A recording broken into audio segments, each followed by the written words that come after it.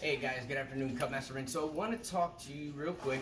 The weather's starting to warm up, and you're covering the microphone.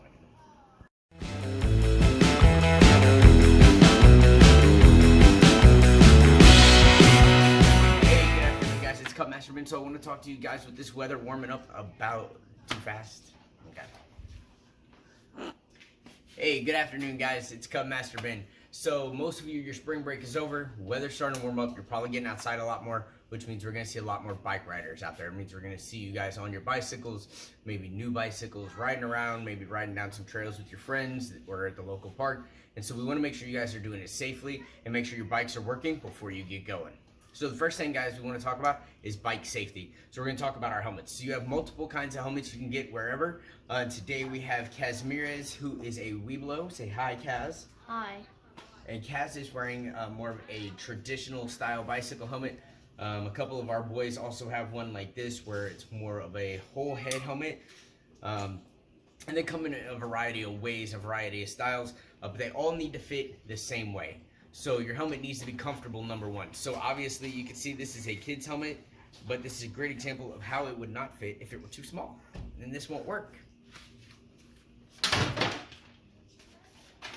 This is Kaz's helmet, however, and so what we want to do is we're going to take his helmet, and it has this awesome little strap here that we can wheel here on the strap so we can tighten it up. Right, we're going to have him look forward, and we want to just place it on top of his head. So you want this visor to be directly above the eyes, okay? You want your ears to fit in between the straps on both sides, and you want it to kind of form a straight line right here on this piece. You want it to form a straight line back and forth, or on his, where the name is, to be level, or the same direction as the ground, okay? So we've got it on him. We've got our chin strap. So for him, we're going to take our chin strap and buckle it. You want it to be under your chin, and you can see it's a little loose.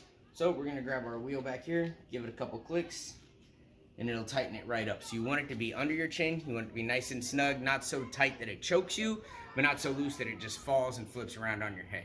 Okay? So let's go talk about our bikes for a second. Go ahead.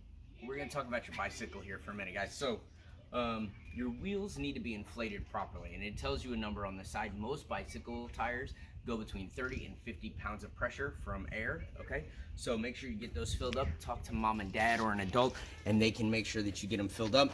Make sure that your valve stem, which is this little stem right here, sticks straight out. You don't want it tilted up or down because that means that the tube that is inside the tire isn't straight. And so by that stem being straight out, it makes sure that your tire is properly inflated in the proper direction.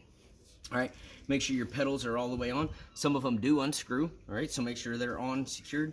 Now, have mom or dad or a friend pick it up, all right? Let's make sure it spins with no issues, yep.